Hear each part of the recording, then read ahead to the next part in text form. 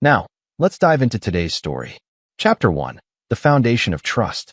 Marcus Weiss stood in his mahogany-paneled office on the 42nd floor, watching the city sprawl beneath him like a chessboard waiting for his next move.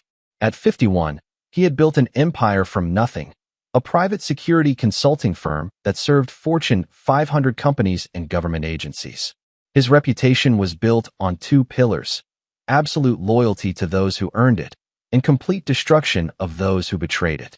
The silver-framed photograph on his desk showed three faces: himself, his wife Linda of 28 years, and their daughter Heather, 26 and radiant in her graduation gown. Linda Saunders had been 22 when they met, a small-town girl from Ohio with dreams bigger than her hometown could contain. Marcus, then 25 and hungry for success, had seen something in her amber eyes that promised partnership, loyalty, and shared ambition.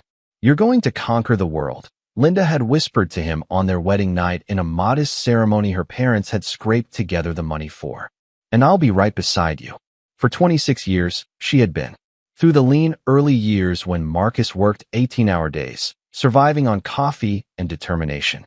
Through the breakthrough that came when he uncovered a corporate espionage ring that had been bleeding a tech company dry, a case that launched his firm into the stratosphere.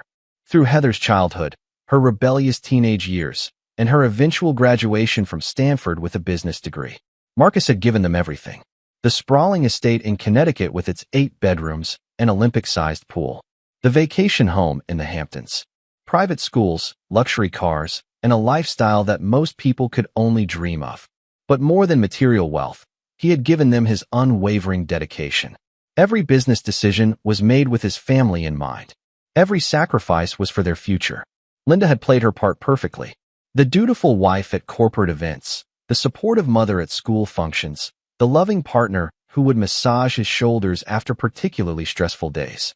She had style, grace, and an intuitive understanding of high society dynamics that had made her an invaluable asset to his business dealings.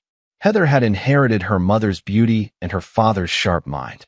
Marcus had watched with pride as she navigated Stanford's competitive environment, excelling in her studies while building the kind of connections that would serve her well in life. She was supposed to be his legacy, the one who would eventually take over the family business and carry the Weiss name forward. But Marcus Weiss had not built his empire by being naive about human nature. His work had shown him the darkest sides of people, how greed, lust, and ambition could transform seemingly loyal individuals into calculating betrayers. He had always told himself that his family was different. They were his sanctuary, the one place where trust was absolute and love was unconditional. The intercom on his desk buzzed. "Mr. Weiss, your wife is here to see you," his assistant announced. "Send her in," Marcus replied, straightening his tie and preparing to discuss their upcoming weekend plans. Linda entered with her usual confident stride, but something was different. Her designer dress was perfectly chosen, her makeup flawless, her smile bright. Yet Marcus's trained eye caught the subtle tension in her shoulders, the way her gaze didn't quite meet his. "Hello, darling," she said, crossing to give him a kiss on the cheek. "I hope you don't mind the interruption, but I wanted to discuss Heather's engagement party. The caterer needs to know the final head count by Thursday." They talked for 20 minutes about flowers, seating arrangements, and wine selections. Normal, domestic conversations that should have felt comfortable and familiar. But Marcus found himself studying his wife's face, noting the micro-expressions that his years of reading people had taught him to recognize. The slight tightness around her eyes when she mentioned certain guests. The way her fingers drummed against her purse when discussing the timeline. After Linda left, Marcus sat in his leather chair, staring out at the city again. Something was wrong. He couldn't pinpoint exactly what, but 30 years of investigating human deception had honed his instincts to a razor's edge. The woman who had just left his office wasn't quite the same woman who had kissed him goodbye that morning. That evening, Marcus decided to trust his instincts. It was a decision that would change everything. Chapter 2. The Wedding Gift. 6 months later, Marcus stood in the ornate ballroom of the Riverside Country Club, watching his daughter Heather dance with her new husband, Christian Robertson. The wedding had been everything Linda had dreamed of: 500 guests, a 7-tier cake, and flowers that had cost more than most people's annual salary.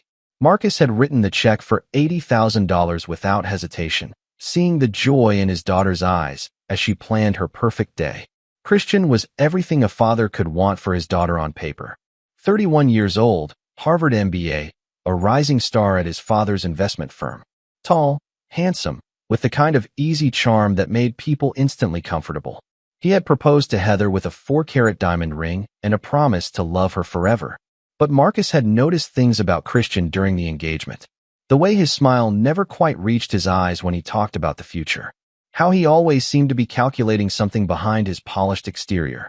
Most troubling were the small lies, claiming to be at work when he was somewhere else. Stories that didn't quite add up when Marcus applied his investigative skills. "She looks beautiful," Linda said, appearing at Marcus's side with a glass of champagne. She wore a stunning blue gown that complemented her still striking figure.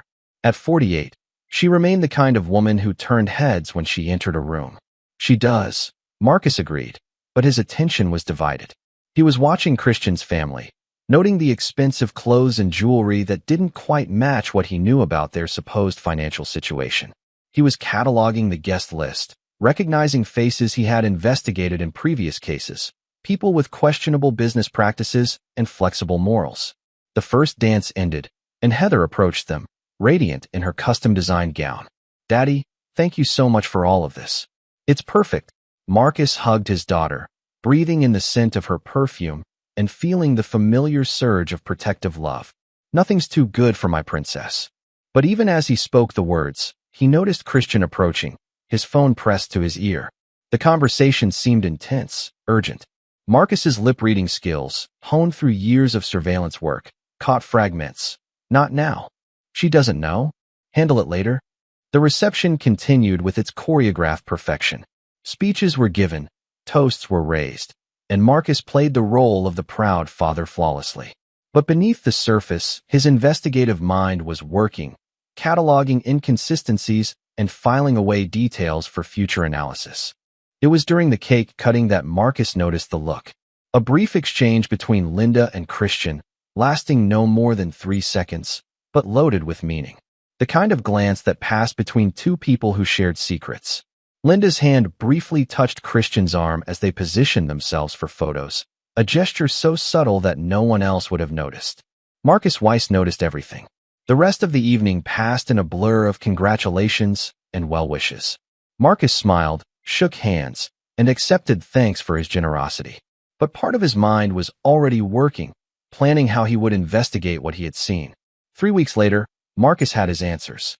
The private investigator he had hired was thorough, professional, and discreet. The photographs were clear, the timeline was established, and the evidence was irrefutable. Linda and Christian had been having an affair for 8 months. It had started during the engagement period, when Christian would come to the house to plan wedding details with Heather. Linda had been lonely, she would later claim.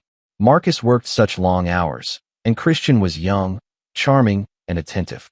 The photographs showed them entering a downtown hotel together. Credit card records revealed charges for romantic dinners and weekend getaways while Marcus was traveling on business.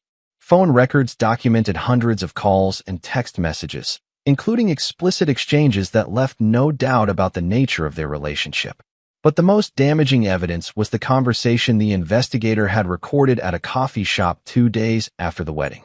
Linda and Christian, discussing their future together, making plans to leave their respective spouses once Christian's trust fund matured in 6 months.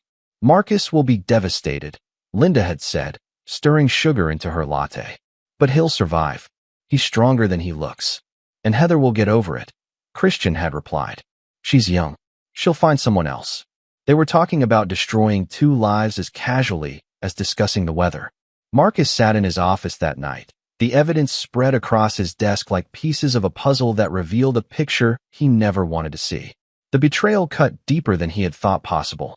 Not just the affair, but the calculated nature of it. The way they had used his love for his family as a weapon against him. For the first time in 30 years, Marcus Weiss allowed himself to feel the full weight of genuine hatred. 3 days later, Heather called him, sobbing. "Daddy, Christian left me. He said he never loved me, that he was only with me because of your money. He's with Mom now. They're together." Marcus had listened to his daughter's broken voice, feeling something cold and final settle in his chest. "I'm sorry, Princess. I'm so sorry. I don't understand," Heather had whispered. "How could they do this to us?" Marcus had known he should comfort her, should be the strong father she needed. Instead, he had found himself analyzing her words, cataloging her reaction, because something in her voice didn't sound surprised enough. Something in her tone suggested that she had known more than she was admitting. The final piece of the puzzle came 2 weeks later, when the investigator delivered his supplemental report. Heather had known about the affair for 3 months before the wedding. She had confronted her mother and been convinced to stay silent. Linda had promised that the affair would end after the wedding, that it was just pre-wedding jitters and confusion. But Heather had agreed to something else. In exchange for her silence, Linda had promised to share some of Marcus's assets when the divorce proceedings began. Mother and daughter had made a deal, planning to split the spoils of their betrayal. Marcus read that report in his office as the sun set over the city. When he finished, he carefully placed the documents in his safe, poured himself 3 fingers of 30-year-old scotch, and made a decision that would define the rest of his life. He would give them exactly what they deserved. All of them. Chapter 3. The Phoenix Rises. Marcus Weiss had always been methodical, but heartbreak sharpened his natural precision into something surgical. The morning after receiving the final investigative report, he sat at his kitchen table, a kitchen that Linda had redesigned 3 times in 5 years, and began planning their destruction with the same careful attention he brought to corporate security assessments. The divorce proceedings were swift and ruthless. Marcus had anticipated every move, documented every asset, and prepared for every legal maneuver his wife's attorney might attempt. Linda discovered that her husband, the man she had taken for granted for 28 years, was not the predictable, work-obsessed pushover she had assumed. "You can't do this to me," Linda had screamed during one particularly heated exchange in their lawyer's office. "I gave you the best years of my life." Marcus had studied her across the mahogany conference table, noting how desperation had aged her. The careful makeup couldn't hide the stress lines, and the designer clothes couldn't disguise the way she clutched her purse like a lifeline. "You gave me 26 years of performance," he replied calmly. "The last 2 years were the real you." The prenuptial agreement Marcus had insisted on before their marriage held firm. Linda walked away with a modest settlement, enough to live comfortably, but nowhere near the lifestyle she had grown accustomed to. The Connecticut estate, the Hampton house, the investment portfolio, and the business all remained with Marcus. Christian fared worse. Marcus had quietly purchased the debt on several of Christian's father's business ventures, then called those loans due simultaneously. The Robertson family investment firm collapsed within 3 months. Christian's trust fund, tied to the firm's performance, evaporated overnight. But Marcus was just getting started. His first strategic move was relocating to Seattle, a city where he had business connections, but no personal history. He sold the Connecticut estate to a developer who razed it immediately, ensuring that no trace of his former life remained. The gesture was both practical and symbolic. Marcus Weiss was burning his bridges and salting the earth behind him. The Seattle office of Weiss Security Consulting operated from a sleek downtown high-rise. Marcus threw himself into expanding the business, leveraging his reputation and connections to secure contracts with tech giants and aerospace companies. Within 18 months, his revenue had tripled. It was during this period of professional rebuilding that Marcus met Sandra Watson. Sandra was 38, a brilliant forensic accountant who had been hired to audit one of his clients' financial systems. She was nothing like Linda. Where Linda was polished and calculated, Sandra was genuine and sharp-witted. She wore minimal makeup, favored practical clothes over designer labels, and had built her career on competence rather than charm. Their first meeting was purely professional. Sandra had discovered irregularities in his client's books and needed Marcus's security expertise to determine if it was fraud or incompetence. They worked together for 3 weeks, analyzing patterns and building cases. "You're very thorough," Sandra had observed one evening as they reviewed documents in Marcus's office. "Most people would have stopped looking after finding the obvious problems." "Obvious problems usually hide bigger ones," Marcus had replied. "People who steal small amounts are usually practicing for larger thefts." Sandra had smiled, the first genuine smile Marcus had seen from a woman in months. "You think like a chess player, always thinking 3 moves ahead." Their working relationship evolved slowly into something more personal. Marcus was cautious, hyper-aware of his own vulnerability after Linda's betrayal. But Sandra's consistency gradually earned his trust. She never played games, never manipulated conversations for advantage, and never seemed interested in his wealth beyond what it represented about his professional success. 6 months after the divorce was finalized, Marcus asked Sandra to dinner at a restaurant that wasn't trying to impress anyone with its pretensions. She accepted, and they talked for 4 hours about everything except their past relationships. Their courtship was measured and deliberate. Marcus had learned to read people too well to rush into emotional decisions. But Sandra proved herself repeatedly, offering professional advice without being asked, supporting his business decisions without expecting reciprocity, and maintaining her own successful practice without trying to merge their finances. When Marcus proposed, it was with a simple but elegant ring and a straightforward question. "Will you marry me and build something real together?" Sandra had laughed, the sound genuinely delighted. "I was wondering when you'd get around to asking." Their wedding was small, attended only by close friends and business associates. No elaborate reception, no 7-tier cake, no performance of social status. Just 2 people making promises they intended to keep. But even as Marcus rebuilt his personal life, he never forgot the promises he had made to himself. Linda, Christian, and Heather were living their new lives, believing they had escaped the consequences of their betrayal. Linda had moved to a modest apartment in the suburbs, working as a real estate agent and dating men who couldn't afford her previous lifestyle. Christian was struggling to rebuild his career, taking entry-level positions and accumulating debt. Heather had moved back in with her mother, her Stanford degree apparently insufficient to land her the kind of job she expected. Marcus monitored their lives through carefully placed contacts and strategic information gathering. Not stalking. He was too smart for anything that crude, but maintaining awareness. He knew when Linda's car broke down and she couldn't afford repairs. He knew when Christian was rejected for a loan to start his own business. He knew when Heather applied for jobs that paid less than her monthly student loan payments. They were struggling, but they were surviving. That wasn't enough for Marcus Weiss. He wanted them to understand exactly what they had lost. He wanted them to face consequences that matched the magnitude of their betrayal. And he wanted them to know, beyond any doubt, that actions had consequences when you crossed the wrong person. The planning took 2 years. Marcus built profiles of their weaknesses, mapped their social connections, and identified the pressure points that would cause maximum damage. He was patient, methodical, and absolutely ruthless in his preparation. When Heather finally called him, 5 years after walking out of his life, Marcus was ready. Chapter 4: The Gathering Storm. 5 years of careful observation had taught Marcus everything he needed to know about his target's weaknesses.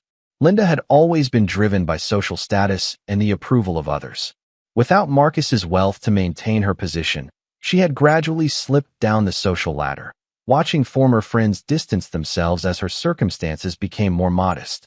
Christian's weakness was his ego.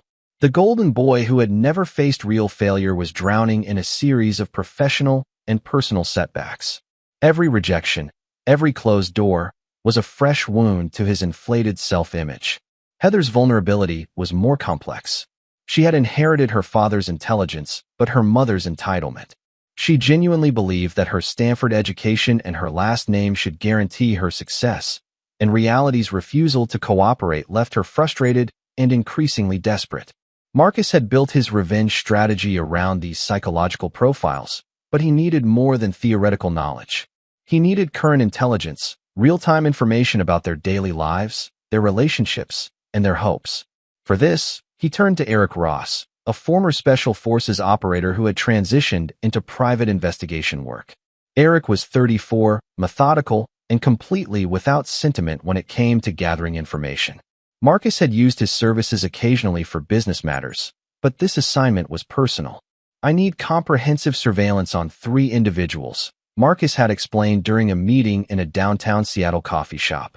"I want to know their routines, their associates, their financial situations, and their vulnerabilities.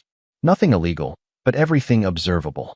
Eric had reviewed the files Marcus provided: photographs, last known addresses, employment information. "These people hurt you personally. They betrayed my trust," Marcus had replied. "I want to understand exactly how they're living now." The surveillance reports that arrived every 2 weeks painted a picture of 3 lives slowly unraveling. Linda was working for a mid-tier real estate agency, selling suburban homes to middle-class families. Her income was inconsistent, depending on market conditions and her ability to charm clients who were much less impressed by her style than her previous social circle had been. She was dating a divorced accountant named Alan Donahue, a decent man who made a comfortable but unspectacular living. Alan was kind to her, patient with her occasional outbursts about her previous life, and genuinely interested in building a stable relationship. Linda seemed to appreciate his stability while privately resenting the compromise he represented. Christian's situation was more volatile. After his family's investment firm collapsed, he had been forced to take progressively lower-level positions. His current job was with a small financial planning company that served middle-class clients, a significant step down from the high-stakes investment world he had expected to inherit. He was living in a one-bedroom apartment that cost more than he could comfortably afford, maintaining appearances while accumulating credit card debt. His social life consisted mainly of networking events where he tried to convince former associates to give him opportunities that never materialized. Heather's circumstances were perhaps the most frustrating for her. Her Stanford MBA should have opened doors, but her lack of real work experience and her tendency to expect rapid advancement had made her unemployable at the level she demanded. She was currently working as a marketing coordinator for a small consulting firm, making barely enough to cover her student loans and basic living expenses. She was living with her mother, a situation that created constant tension. Two strong-willed women who had conspired together but now blamed each other for their reduced circumstances. But Marcus wasn't content with simply observing their decline. He wanted to accelerate it. His first move was subtle but devastating.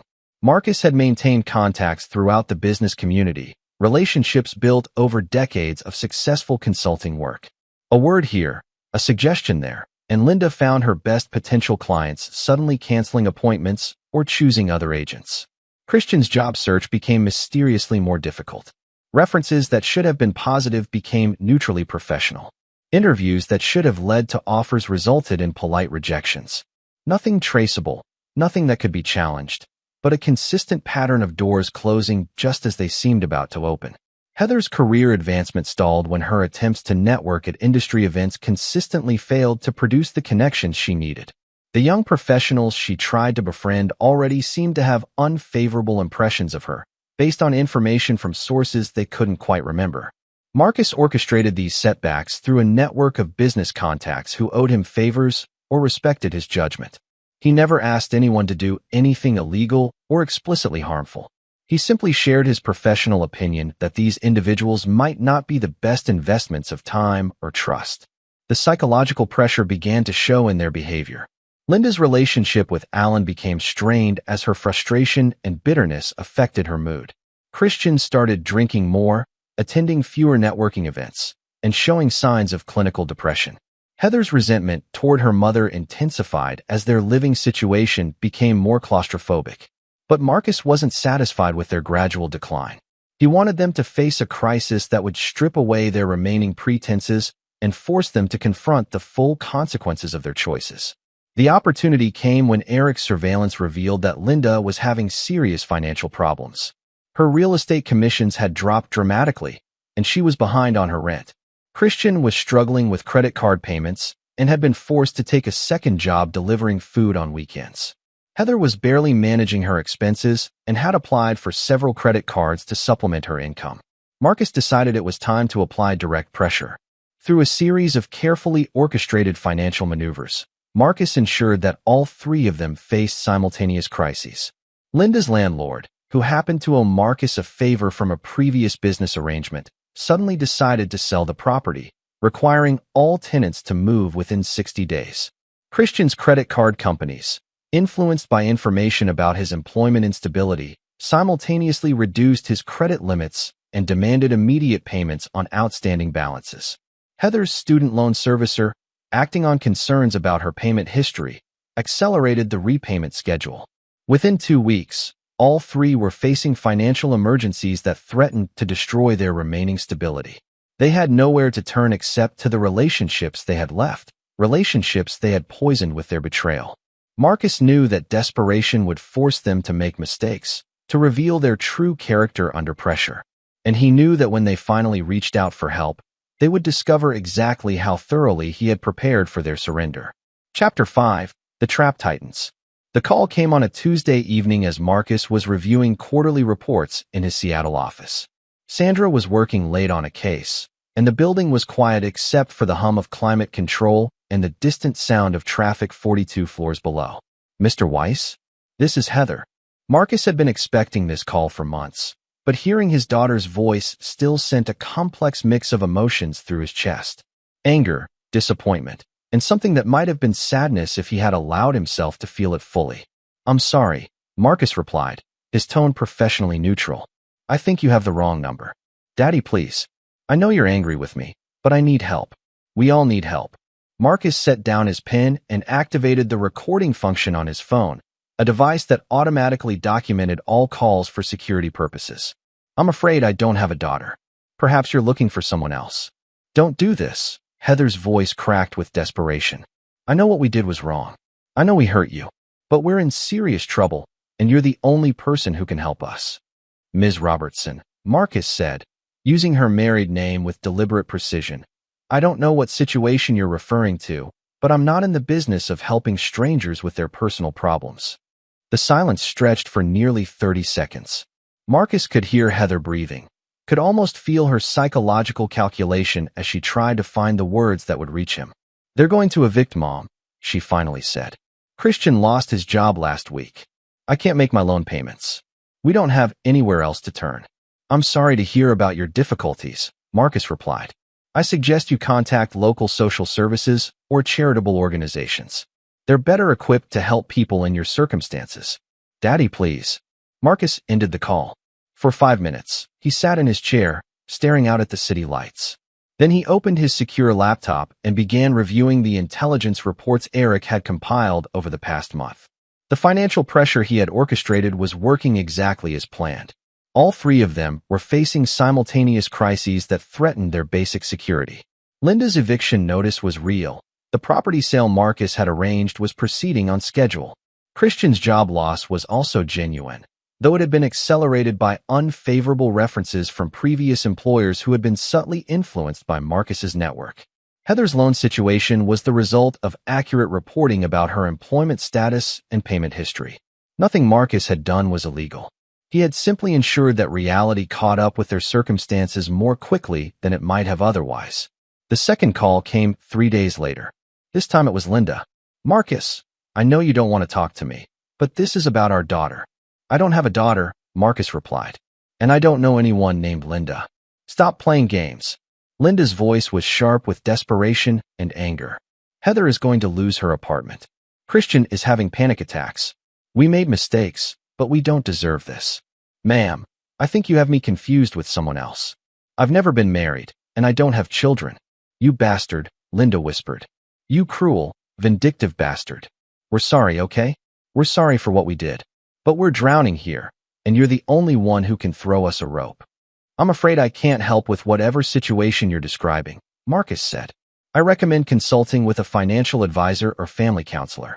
Your daughter is going to end up homeless." "I don't have a daughter," Marcus repeated and ended the call. The third call was from Christian, and Marcus was almost impressed by the young man's audacity. "Mr. Weiss, I know I'm probably the last person you want to hear from, but I'm calling about Heather." "I'm sorry, but I don't know anyone named Heather. Are you sure you have the right number?" "Cut the crap, Marcus. We both know you're behind what's happening to us. The job rejections, the financial problems, the eviction. It's too coordinated to be coincidence." Marcus smiled for the first time in days. Christian was smarter than he had given him credit for. "I'm afraid I don't know what you're talking about. Are you suggesting that I'm somehow responsible for your employment difficulties? That seems like a rather paranoid perspective." "You're destroying us," Christian said, "systematically and deliberately, and you're using Heather to hurt Linda and me." "Sir, I think you may be experiencing some psychological difficulties. Believing that a stranger is orchestrating a conspiracy against you suggests you might benefit from professional help." "She's your daughter," Christian shouted. "Whatever you think about Linda and me, Heather is your blood." "I don't have children," Marcus said calmly. I suggest you focus on addressing your apparent financial and employment problems through legal and appropriate channels. After ending that call, Marcus poured himself a scotch and reviewed his strategy. The psychological pressure was building exactly as he had planned. They were isolated, desperate, and beginning to turn on each other as their stress increased. Eric's latest reports confirmed the breakdown. Linda and Heather were fighting constantly, their shared apartment becoming a pressure cooker of mutual blame and resentment. Christian was drinking heavily and had been seen arguing with Linda in public. The unity they had shown during their betrayal was cracking under the weight of consequences. But Marcus wanted more than their discomfort. He wanted them to understand the full scope of what they had lost and what they had chosen. He wanted them to face the reality that actions had consequences and that some bridges, once burned, could never be rebuilt. The final phase of his plan required them to be completely desperate. And according to Eric's surveillance, they were almost there. Heather's second call came 2 weeks later, and this time her voice was barely above a whisper. "Daddy, I'm scared. I don't know what to do anymore." Marcus almost broke character. Almost. But then he remembered the photographs of Linda and Christian together, the recorded conversations about using his love against him, the way Heather had conspired with her mother to profit from their betrayal. "You have the wrong number," he said, and hung up. When the phone rang again immediately, Marcus let it go to voicemail. And again, and again. That evening, Sandra found him in his home office, staring at his computer screen. "Rough day?" she asked, setting a cup of coffee beside his keyboard. "The past catching up," Marcus replied. He had told Sandra about his previous marriage and the circumstances of his divorce, though not about his ongoing revenge campaign. She knew about the betrayal but assumed he had moved past it. "Sometimes the past needs to stay buried," Sandra observed, settling into the chair across from his desk. "Especially when dwelling on it starts affecting the present." Marcus looked at his wife, his real wife, the woman who had earned his trust through consistency and honesty. "What if someone hurt you the way they hurt me? What would you want me to do?" Sandra considered the question seriously. "I would want you to protect yourself and build something better. I wouldn't want you to waste years of your life on revenge. Even if they never faced consequences, even if they got to live their lives as if what they did didn't matter." "Especially then," Sandra said, "because living well is the best revenge. And because trying to destroy other people usually destroys something in you too." Marcus nodded, but he didn't agree. Some betrayals required consequences. Some people needed to learn that actions had prices. And some wounds could only heal after justice was served. The trap was set. All that remained was waiting for them to walk into it. Chapter 6. The Reckoning Begins. The emergency call from Heather came at 2:17 a.m. on a Friday night, 3 days after Marcus had received reports that all 3 of his targets were facing their final deadlines. Linda's eviction was scheduled for Monday morning. Christian's credit card companies were demanding immediate payment or legal action. Heather's student loan default would trigger wage garnishment and destroy her credit rating. "Daddy, please," Heather sobbed into the phone. "Mom collapsed at work today. They think it's stress-related, but we can't afford the hospital bills. Christian is talking about doing something desperate. I'm scared we're going to lose everything." Marcus was wide awake instantly, though he kept his voice neutral. "I'm sorry, but you have the wrong number." "Don't hang up," Heather screamed. "I know what we did was unforgivable. I know we destroyed everything. But Mom might die, and I don't know what to do." Marcus ended the call and immediately dialed Eric Ross. "Status report," Marcus said when Eric answered. "Linda Saunders collapsed during a client meeting this afternoon. Ambulance took her to Mercy General. Heather and Christian are both at the hospital now. Christian's been drinking heavily and making statements about ending this one way or another." "What kind of statements?" "Talking about confronting you directly. He's desperate enough to be dangerous, Marcus. I think you need to consider that this might be escalating beyond financial pressure." Marcus absorbed this information calmly. He had always known that cornering desperate people carried risks. But he also knew that Christian Robertson was fundamentally a coward who preferred manipulation to direct confrontation. "Continue monitoring. Let me know if they make any moves toward Seattle." "Marcus." Eric's voice carried a note of concern. "Whatever they did to you, sending someone to the hospital might be crossing a line." "She collapsed from stress," Marcus replied. "Stress caused by the natural consequences of her choices. I didn't put her in that hospital. Her conscience did." After ending the call, Marcus sat in his darkened bedroom, listening to Sandra's quiet breathing beside him. His wife slept peacefully, trusting in his presence and their shared life. She had no idea that he was orchestrating the destruction of 3 people who had once shared his name and his love. The next morning brought news that Linda had been treated for exhaustion and anxiety, then released with a prescription for medication she couldn't afford and instructions to reduce stress in her life. The irony wasn't lost on Marcus. The woman who had destroyed his peace of mind was now suffering from the same condition. But her hospitalization had created an opportunity Marcus hadn't anticipated. According to Eric's surveillance, the medical bills and lost work time had pushed their financial crisis to a breaking point. They had less than 72 hours to find solutions or face complete destitution. Saturday evening, Marcus received a text message from an unknown number. "We're coming to Seattle. You can either help us or watch us destroy ourselves. Your choice." The message was from Christian, and it confirmed Marcus's assessment of the young man's character. Even in desperation, Christian was trying to manipulate the situation to present Marcus with false choices designed to make him feel responsible for whatever happened next. Marcus forwarded the message to Eric with instructions to monitor airports and bus stations. If they were coming to Seattle, he wanted advance warning of their arrival. Sunday afternoon, Sandra was working in their home garden when she noticed Marcus standing at the living room window, watching the street. "Expecting someone?" she asked, joining him inside. "Possibly," Marcus replied. "Some people from my past might be arriving soon." Sandra studied his face, noting the tension in his jaw and the way his hands were clasped behind his back. "The ex-wife and daughter you told me about, among others." "Marcus, what exactly is going on? You've been different these past few weeks. More distant, more calculating." Marcus turned to face his wife, seeing genuine concern in her eyes. Sandra deserved honesty, or at least as much honesty as he could safely share. "They betrayed me in ways that went beyond simple adultery," he said. "They conspired to destroy my family and steal my assets. For 5 years, I've been ensuring that their actions had appropriate consequences." "What kind of consequences?" "Nothing illegal, nothing directly harmful. But I've made sure that reality caught up with their poor decisions." Sandra absorbed this revelation slowly. "You've been orchestrating revenge for 5 years. I've been ensuring justice," Marcus corrected. "There's a difference." "Is there?"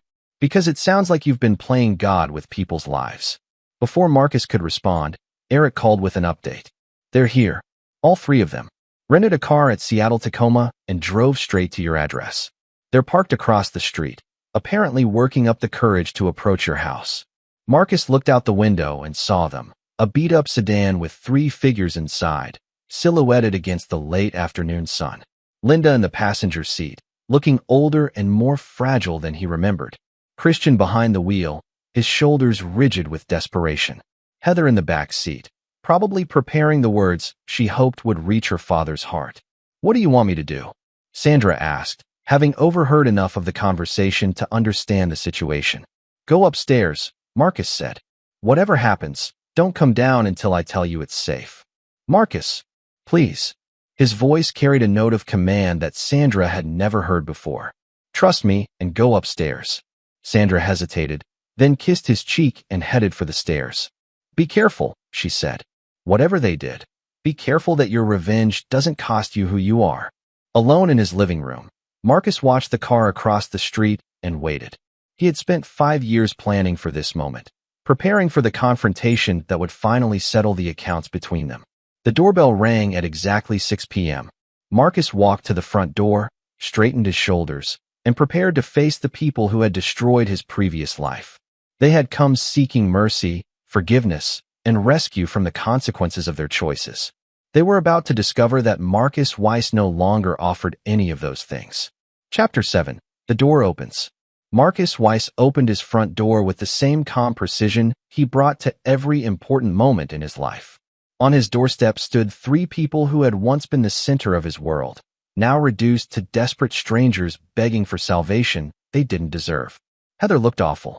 5 years of disappointment and stress had aged her beyond her 31 years.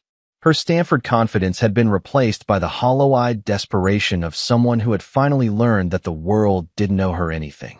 Her clothes were clean but cheap. Her hair needed professional attention she couldn't afford, and her hands shook slightly as she prepared to speak. Behind her stood Linda and Christian, and the sight of them together still triggered something cold and furious in Marcus's chest. Linda looked fragile in a way that might have evoked sympathy if Marcus hadn't known how calculated her vulnerability could be. Christian stood slightly behind her, his designer clothes now looking worn and outdated, his practiced charm replaced by barely concealed desperation. "Daddy," Heather began, her voice breaking on the word. "Thank you for—" "I'm sorry," Marcus interrupted, his tone politely confused. "I think you have me confused with someone else. Who are you looking for?" The effect was immediate and devastating. Heather's face crumpled as if she had been physically struck. Linda stepped forward, her eyes flashing with the anger that had always lurked beneath her polished surface. "Stop this charade, Marcus," Linda snapped. "We know you've been destroying our lives systematically. We know you're behind every closed door, every rejected application, every financial disaster. Just stop pretending you don't know us and tell us what you want." Marcus studied her with the same detached interest he might show a particularly interesting specimen. "Ma'am, I'm afraid I don't know what you're talking about. Are you suggesting that I'm somehow responsible for your personal difficulties? That seems like a rather paranoid delusion." "You bastard," Christian said, pushing past Linda. "You've been playing games with us for years. Pulling strings, manipulating situations, making sure we fail at everything we try. And now you're going to stand there and pretend you don't even know who we are." "Sir, I think you may be suffering from some kind of mental health crisis," Marcus replied, his voice filled with professional concern. "Believing that strangers are conspiring against you is a common symptom of paranoid psychosis. I recommend you seek immediate psychiatric evaluation." "We're not strangers," Heather screamed, her composure finally breaking completely. "I'm your daughter. She's your wife of 28 years. She stopped, unable to finish the sentence that would define Christian's role in their family's destruction. Marcus tilted his head slightly, as if trying to place a vaguely familiar face. "I'm sorry, but I think you're confusing me with someone else. I've never been married, and I don't have any children." The silence that followed was profound. Marcus watched as the full implications of his denial sank in. They had come seeking forgiveness, reconciliation, or at least acknowledgement of their shared history. Instead, they were discovering that they had been erased from his life so completely that he refused to admit they had ever existed. "This is impossible," Linda whispered. "You can't just pretend we never happened." "I'm not pretending anything," Marcus replied. "I genuinely don't know who you people are or why you think I should help you with whatever problems you're facing." Christian's face was flushed with anger and alcohol. "You're doing this because of the affair. Because Linda and I—" "I'm sorry," Marcus interrupted, "but I don't know what affair you're referring to. Are you saying that you and this woman have been having an extramarital relationship? That's unfortunate for your respective spouses, but I don't see how it concerns me." "Because she was married to you," Christian shouted. "Because I was married to your daughter. Because we destroyed your family, and now you're destroying ours." Marcus shook his head sadly. "Sir, I really think you need professional help. The delusions you're experiencing seem quite severe." "Show him the pictures," Heather said desperately, pulling out her phone. "Show him the wedding photos, the family vacations, anything that proves we're connected." Linda fumbled with her purse, extracting a wallet-sized photo of Heather's wedding day. The day Marcus had paid $80,000 to watch his daughter marry the man who was already sleeping with his wife. "Look," Linda said, holding up the photograph. "This is our daughter's wedding. You walked her down the aisle. You gave the toast at the reception. You told her you loved her and wanted her to be happy." Marcus examined the photograph with mild interest. "That's a lovely wedding photo," he said. "The bride is quite beautiful, but I'm afraid I don't recognize anyone in the picture." "You're in the picture," Heather sobbed. "Right there, walking me down the aisle." Marcus looked more closely at the image, then shook his head. "I'm sorry, but that's not me. Perhaps there's a resemblance, but I've never attended that wedding." The psychological impact was exactly what Marcus had intended. By refusing to acknowledge their shared past, he was forcing them to confront the possibility that their relationship with him had been so thoroughly severed that it might as well have never existed. "Please," Heather whispered, all her fight drained away. "We're sorry. We know what we did was wrong. We know we hurt you. But we're drowning, and you're the only person who can save us." "Miss," Marcus said gently, I understand that you're in distress, but I'm not the person you're looking for. Whatever relationship you think we had, whatever help you think I can provide, you're mistaken. I'll get on my knees, Linda said, her voice breaking. I'll beg. I'll admit everything we did was wrong and terrible. Just please, don't let us lose everything. Ma'am, I don't know what you think you did wrong, but your personal problems aren't my responsibility. They're your family. Christian screamed, losing the last of his self-control. Whatever you think about Linda and me, Heather is your blood. She doesn't deserve to be punished for our mistakes. Marcus's expression didn't change, but something shifted in the air around him. When he spoke, his voice carried a note of finality that made all three of them step back. I don't have a family, he said. I never had a family. And I don't know any of you. As if summoned by his words, Sandra appeared behind him in the doorway. She was dressed elegantly, her presence radiating the confidence and contentment of a woman who was truly loved and valued. Darling, Sandra said, slipping her arm through Marcus's, is everything all right? These people seem upset. Just some confused individuals who think they know me, Marcus replied, his voice warming noticeably as he looked at his wife. I was just explaining that they have the wrong person. Heather stared at Sandra with naked shock. Who is she? This is my wife, Sandra, Marcus said, his pride evident. The only woman I've ever married, and the only family I've ever had. The introduction hit them like a physical blow. Linda staggered slightly, Christian's face went white, and Heather made a sound like a wounded animal. Your wife? Linda whispered. Yes, Marcus replied. We've been married for 3 years. Sandra is a forensic accountant, brilliant at her work, and the most honest person I've ever known.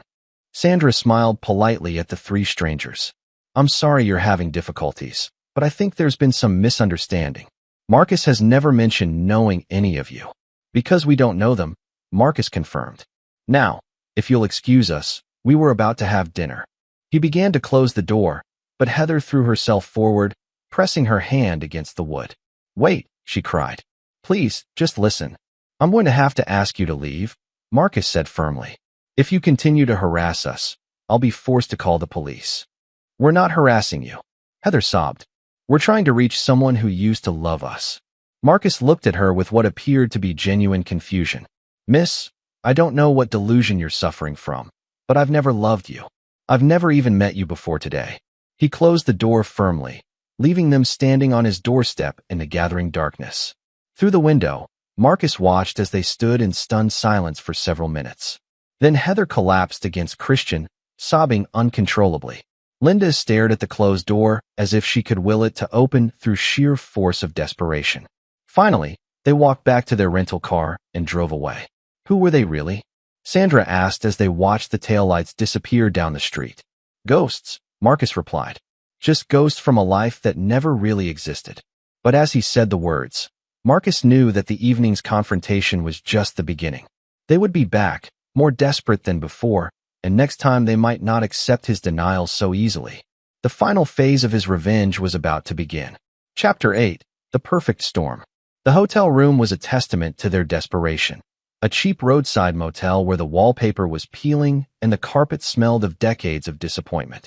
Heather sat on one of the twin beds, staring at her phone as if it might somehow conjure a solution to their impossible situation.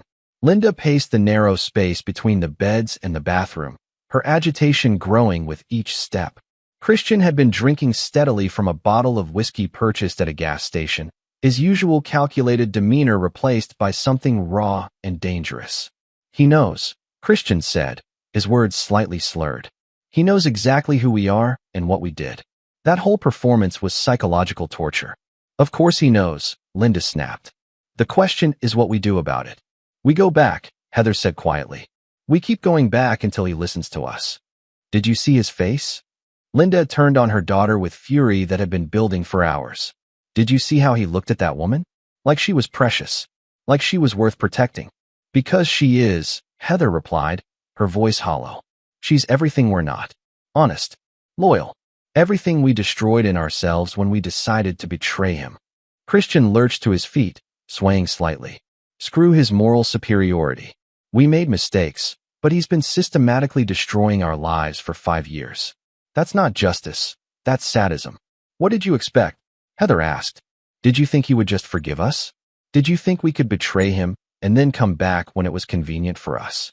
I expected him to be human, Christian shouted. I expected him to have some basic compassion for his own daughter. I'm not his daughter anymore, Heather said, the words coming out like broken glass. I gave up that right when I chose Mom's money over Dad's trust. The silence that followed was heavy with truths none of them wanted to acknowledge. They had all made choices, calculated decisions based on selfishness and short-term gain. Now they were facing the long-term consequences, and the man they had wronged was refusing to make their suffering easier to bear. There has to be something, Linda said, resuming her pacing. Some way to reach him. Some pressure point we can use. What are you suggesting? Heather asked. I don't know. His business, his reputation, his new wife, something he cares about that we can threaten. Christian nodded. The alcohol making him more aggressive than strategic. We have evidence of his revenge campaign. The coordinated job rejections, the financial pressure, the manipulation. We could expose him. With what proof? Heather challenged. He's been too smart to leave direct evidence. Everything he's done could be explained as coincidence or market forces. Then we make it direct, Christian said, his voice taking on a dangerous edge. We force him to acknowledge us. What does that mean? Christian took another drink from the bottle. It means we stop being polite. We stop accepting his lies. We make him face what he's done to us. Linda stopped pacing, studying Christian's face. You're talking about something illegal. I'm talking about survival, Christian replied. We're already destroyed. What's the worst that could happen? Heather felt something cold settle in her stomach. She recognized the look in Christian's eyes, the same reckless desperation that had led to their affair, the same willingness to destroy everything in pursuit of immediate gratification. No, she said firmly. Whatever you're thinking, no. You don't get to be noble now, Christian snarled. You're just as guilty as we are. You conspired with your mother to profit from the betrayal.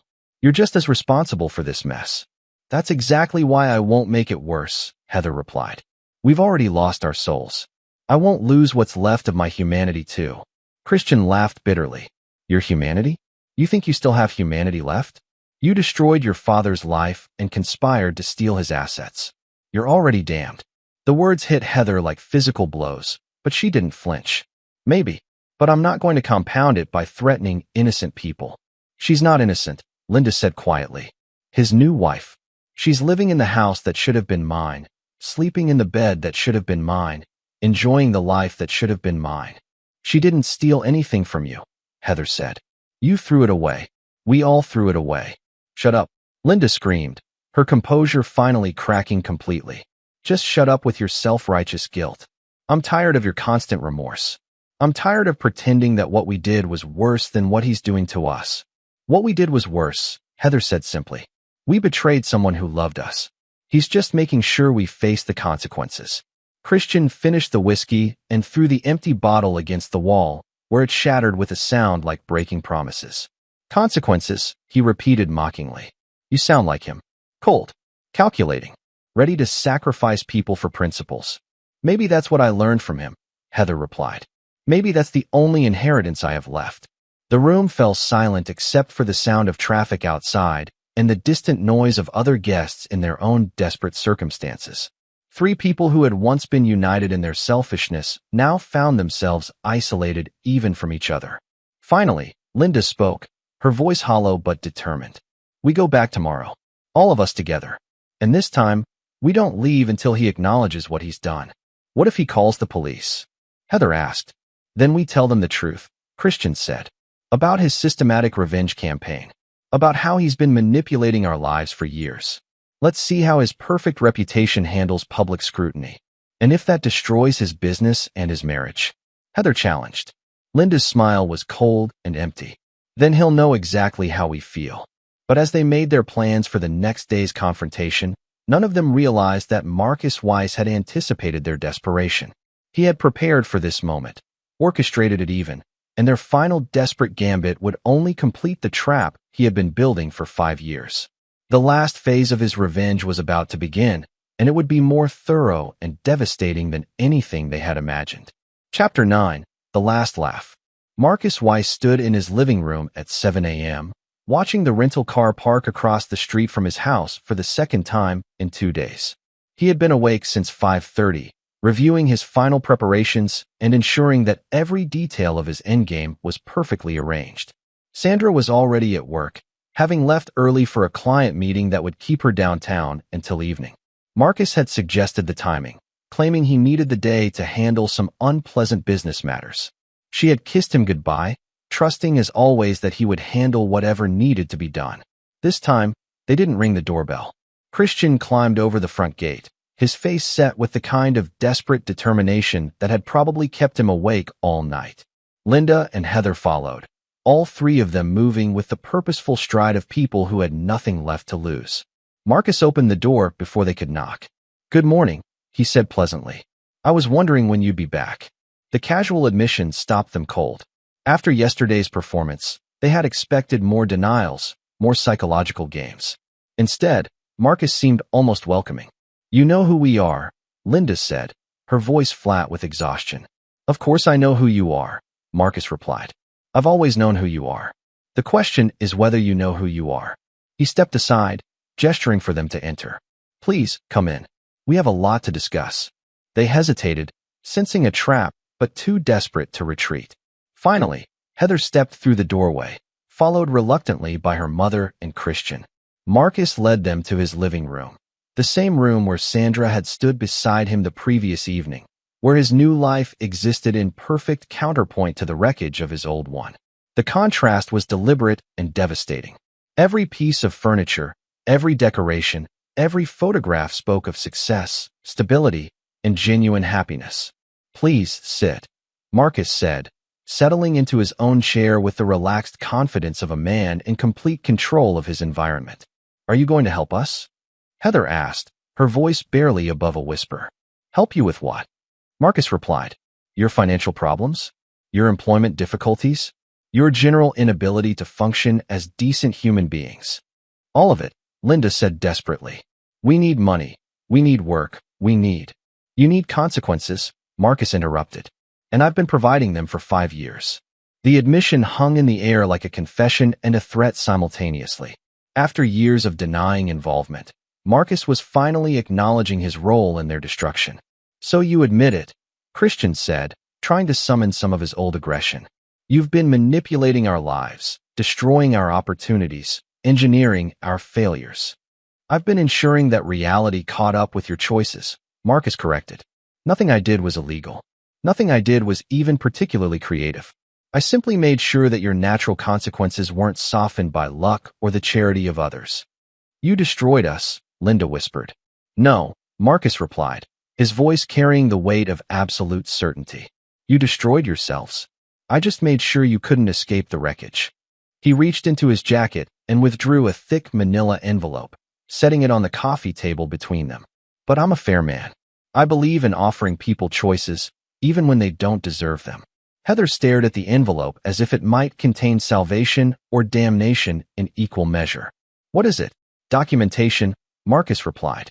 "Comprehensive evidence of every conversation you had during your affair, every plan you made to defraud me during the divorce, every scheme you concocted to profit from your betrayal." He opened the envelope and spread photographs across the table, images of Linda and Christian entering hotels, transcripts of their recorded conversations, financial documents showing their coordinated deception. 5 years of investigation, Marcus continued. Every lie cataloged, every manipulation documented, every betrayal preserved for posterity. Christian's face went white as he recognized the scope of the surveillance. "This is illegal. Recording private conversations, unauthorized photography." "All legal," Marcus interrupted. "Conducted by licensed investigators in public spaces or with appropriate warrants. I've been very careful to ensure that everything was done properly." "What do you want?" Linda asked, her voice hollow with defeat. Marcus smiled, and for the first time since their reunion, they saw something genuinely terrifying in his expression. "I want you to understand the difference between justice and mercy. I want you to comprehend the full scope of what you lost when you chose betrayal over loyalty." He gestured toward the photographs. "This evidence could destroy what's left of your reputations permanently. Your families, your friends, your professional contacts. Everyone who still believes you might be decent people could learn exactly what you're capable of." "You're blackmailing us," Heather said. "I'm offering you a choice," Marcus corrected. The same choice you offered me 5 years ago, when you decided that my love and trust were worthless compared to your immediate gratification. He stood up, walking to the window that overlooked his perfectly manicured yard. You can continue trying to rebuild your lives, knowing that I'll be watching every step, ensuring that your past follows you wherever you go. Or what? Christian demanded. Marcus turned back to face them, his expression completely calm. Or you can disappear, leave the country, change your identities, start over somewhere that your history can't follow you. We don't have money for that, Linda protested. I do, Marcus replied. I'll provide each of you with $50,000 in assistance in relocating to countries without extradition treaties. You can start fresh, build new lives, become different people. The offer was so unexpected that none of them could immediately respond. After 5 years of systematic destruction, Marcus was offering them an escape route. What's the catch? Heather asked. No catch, Marcus replied. Just conditions. You leave immediately. You never contact anyone from your previous lives again. You never use your real names again. And you never, under any circumstances, return to the United States. You're exiling us, Linda whispered. I'm offering you a chance to avoid the complete destruction of your remaining dignity, Marcus corrected. Take the money and disappear, or stay and face the consequences of everything you've done. Christian was studying the photographs, his face cycling through anger, fear, and calculation. And if we refuse? Marcus returned to his chair, his posture relaxed but his eyes cold. Then I release everything. Every newspaper, every social media platform, every person who's ever known you gets to see exactly what you're capable of. Your affair, your conspiracies, your betrayals. All of it becomes public record. You'll destroy us completely, Heather said. You'll destroy yourselves completely, Marcus corrected. I'll just make sure everyone gets to watch. The silence stretched for several minutes as they absorbed the scope of their choice. Exile or exposure. Disappearance or public humiliation. Finally, Linda spoke, her voice broken and defeated. The money. How would you? Wire transfers to accounts in your destination countries, Marcus replied. Untraceable, immediate, and sufficient to establish new identities if you're careful with your spending. And you'd never see us again, Heather said, the words carrying the weight of finality. Never, Marcus confirmed. As far as I'm concerned, you died 5 years ago. This is just disposing of the bodies. Heather looked at her father, really looked at him, and saw something that chilled her to the bone. No anger, no hatred, no pain. Just cold, absolute indifference. She had become nothing to him, less than a stranger, less than a memory. I choose exile, she whispered. Linda and Christian exchanged glances, recognizing that they had no real choice at all. Staying meant complete social destruction and probably criminal charges. Leaving meant at least the possibility of rebuilding something resembling a life.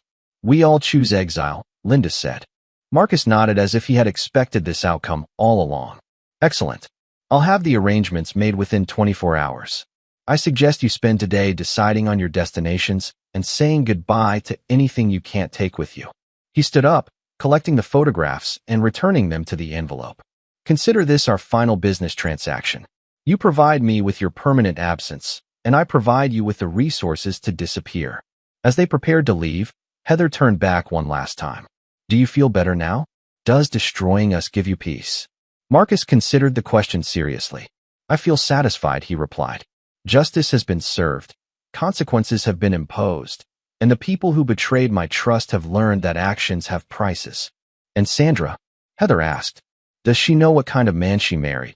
Marcus's expression didn't change, but something shifted in his posture. Sandra married a man who values loyalty above all else. A man who protects what matters to him and eliminates threats to his happiness. She understands exactly what kind of man I am.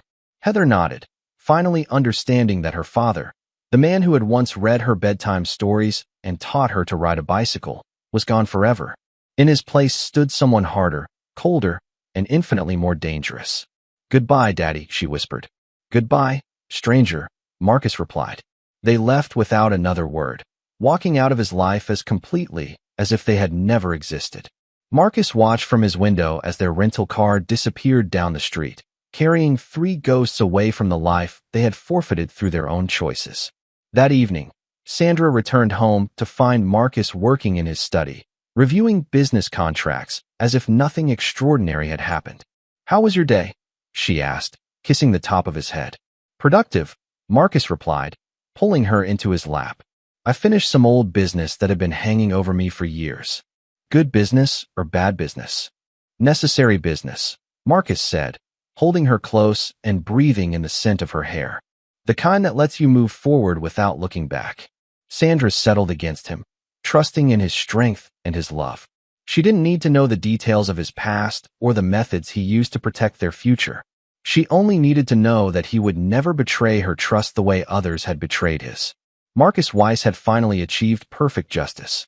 The people who had destroyed his first family were gone forever, exiled to distant corners of the world where their past could never be undone, but where it could no longer poison his present. His revenge was complete, thorough, and absolute. And for the first time in 5 years, Marcus Weiss was truly at peace.